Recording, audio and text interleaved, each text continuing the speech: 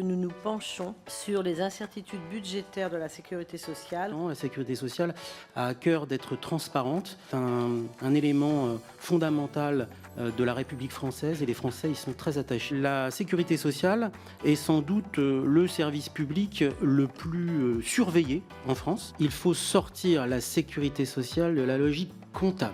La sécurité sociale est un enjeu de société, c'est ce que nous voulons faire de la société, qui s'exprime par elle. Il faut, dans les comptes, distinguer ce qui est de l'ordre du fonctionnement de ce qui est de l'ordre de l'investissement.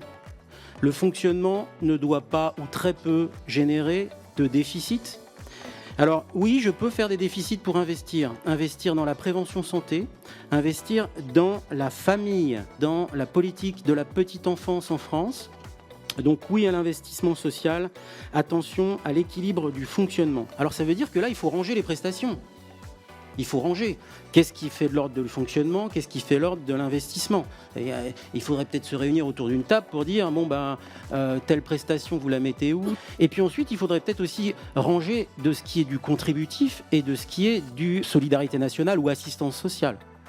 Parce que la solidarité nationale, qu'elle ait un financement lié à l'impôt et à la fiscalité, ça peut se comprendre, mais tout ce qui est de l'ordre de la contribution, ça doit normalement être lié par une contribution au travail et à l'ouverture de droits dans une logique plus contributive. Ensuite, il y a les techniques de financement. Il y a des techniques de financement qui sont bonnes pour l'économie et d'autres qui sont moins bonnes pour l'économie.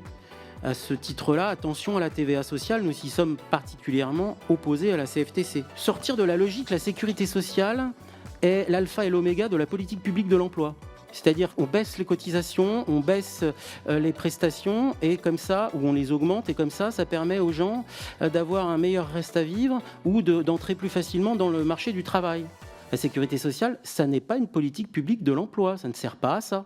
Donc il faut arrêter avec ça. D'ailleurs, la Cour des comptes le dit. Depuis tellement d'années qu'on a utilisé la sécurité sociale avec les allègements de cotisations pour en faire une politique publique de l'emploi, eh bien, il y a des déficits côté sécurité sociale, puisqu'il y a des manques à gagner.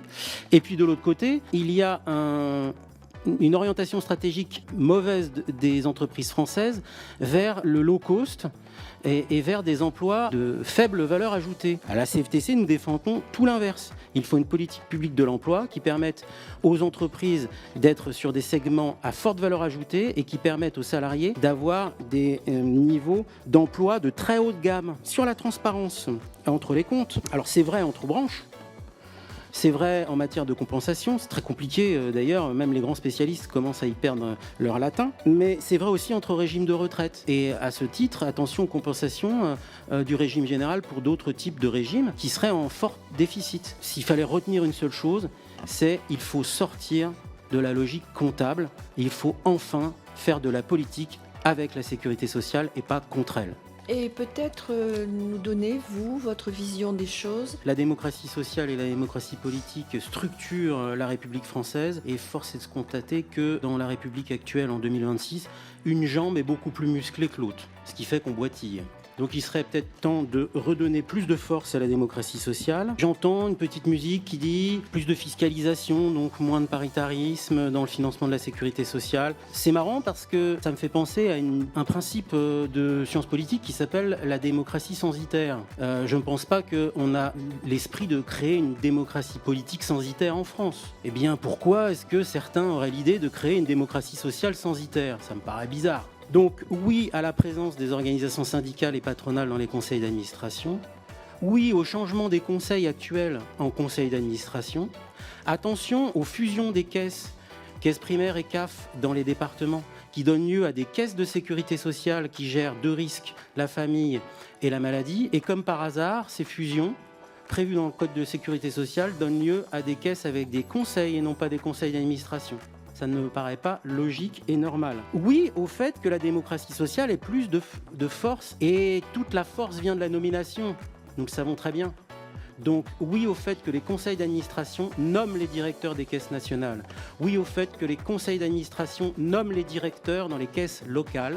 Et oui au fait que les organisations syndicales en tant que représentation de la démocratie sociale, soit présente dans le COMEX de la sécurité sociale, avec voix délibérative. On s'est dit, pourquoi pas intégrer dans le giron des PLFSS l'UNEGI et la GIRC-ARCO.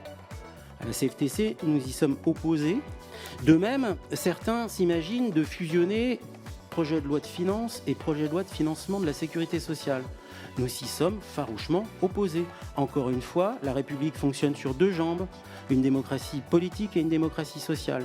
Il ne faut pas mélanger les deux objectifs, le régalien et le social. Et enfin, on a pensé donner, lors de la délégation permanente retraite, paritaire retraite, plus de responsabilité aux organisations syndicales dans un mode de gouvernance et un pilotage partagé. La CFTC est tout à fait partante pour travailler, trouver des solutions dans la branche retraite, mais de la même manière, nous y serions aussi ouverts dans les autres branches. Nous voulons avoir les pleines responsabilités. Si c'est pour simplement suivre des lettres de cadrage où le plan d'action est déjà rédigé, je ne vois pas trop la plus-value. Donc oui au renforcement du paritarisme pour la CFTC.